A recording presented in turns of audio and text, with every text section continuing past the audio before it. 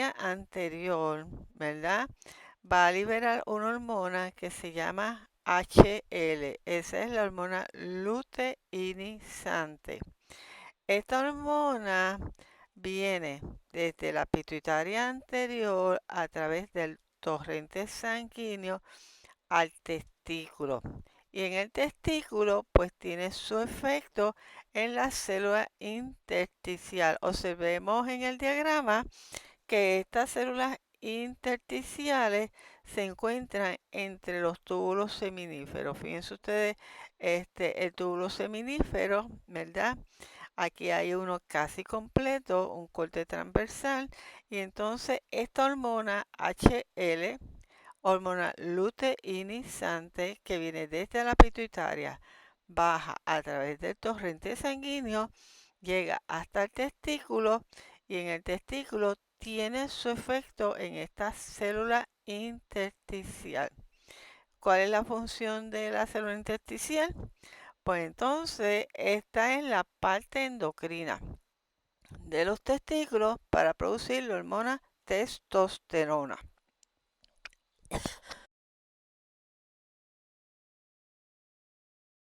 Ok, aquí podemos observar una lista de las funciones que tiene esta hormona testosterona, ¿verdad?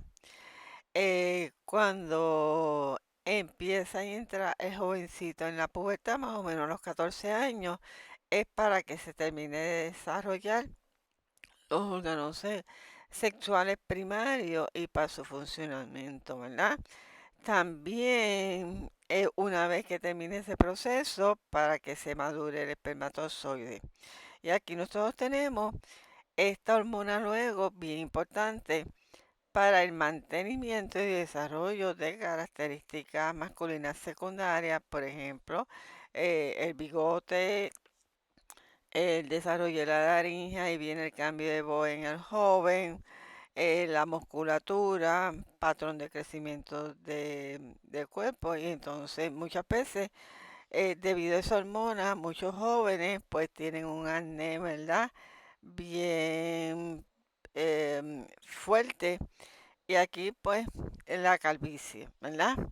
Debido a ese gen que es un gen que es influenciado por el sexo, pues esta hormona en muchos jóvenes puede causarle que entonces esa hermosa cabellera que muchos de ustedes ahora tengan, pues no sea así.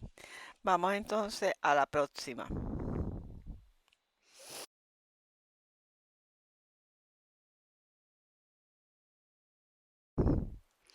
Como les mencioné anteriormente, el sistema reproductor masculino está controlado y regulado por unas hormonas que vienen de la pituitaria. Aquí tenemos otra. Observemos aquí al lado izquierdo del diagrama cómo de la pituitaria anterior se produce y se libera al torrente sanguíneo la HSF, la hormona estimulante del folículo, ¿verdad?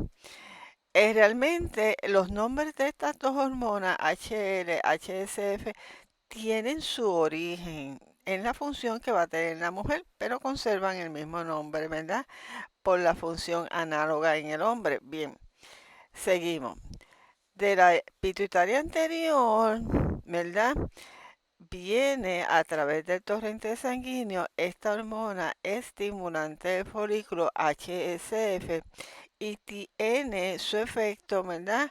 En la orilla del túbulo seminífero. Fíjense ustedes que nosotros tenemos aquí un túbulo seminífero casi completo donde se van a producir los espermatozoides. Entonces, esta hormona tiene efecto aquí, ¿verdad? Lo pueden observar al lado izquierdo. ¿Qué va a hacer? Aquí entonces, por mitosis, para que estas células se multipliquen, ¿verdad? Esto es bien importante porque entonces, pues es bien importante el contagio de espermatozoides en el hombre para que se produzcan más espermatogonios. Entonces, luego que tenemos muchos espermatogonios, estos van a entrar en el proceso de meiosis. Como ustedes saben, a través de la meiosis van a producir los espermatozoides, que es el gameto, ¿verdad? El gameto masculino. Así es que como este proceso de producir espermatozoides en el hombre es constante, es bien importante esta hormona, ¿ok? Bien, vamos entonces a pasar a la próxima.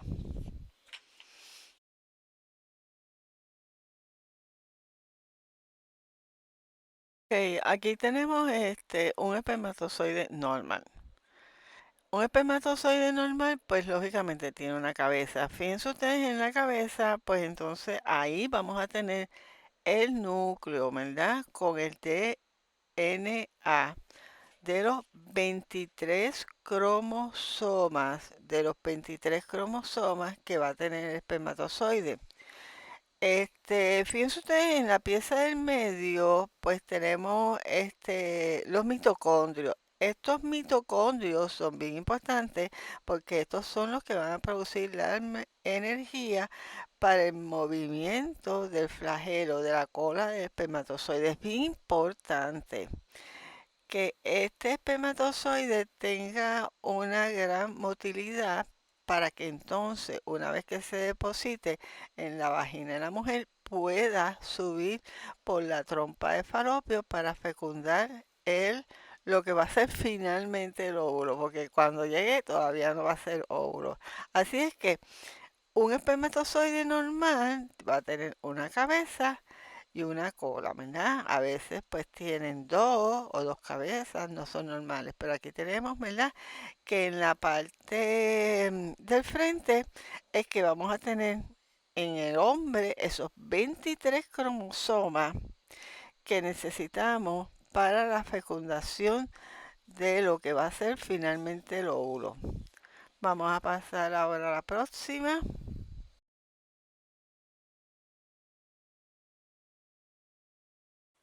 Ok, ustedes recuerdan cuando dimos la tiroides, el mecanismo de feedback negativo, ¿verdad? Que el control empieza desde el hipotálamo, pituitaria, entonces la tiroides. Aquí nosotros vamos a tener también el mecanismo de feedback negativo en el hombre. Fíjense ustedes que el control hormonal va a empezar en el hipotálamo, seguimos con la pituitaria y luego en el testículo. Vamos entonces a observar esto en la primera figura que ustedes tienen de sus papeles de reserva digital, donde nosotros tenemos el control hormonal. ¿Ok? Vamos entonces a discutirlo. Ok, vamos a repasar en la figura la línea enteriza. Recuerde que la línea enteriza, que también estoy mostrándosela aquí con el color rojo, tiene un efecto estimulante, ¿verdad? Mientras que la línea entrecortada, que también lo tenemos aquí en azul, lo que tiene un efecto inhibidor. Vamos a recordar feedback negativo. Un aumento inhibe lo que causa su aumento de tal manera que se mantiene la autorregulación de los niveles de la hormona en la persona. Ok, vamos a empezar aquí al lado izquierdo en color verde. Ok, tenemos que en la pubertad del joven de 10 a 14 años, lo primero, vamos a observar aquí en la figura, debajo del pituitaria anterior, que va a producir la hormona luteinizante, ¿verdad? Luego, pues la segunda que va a producir es la hormona estimulante del folículo. Ok, pues vamos a empezar a discutir el proceso.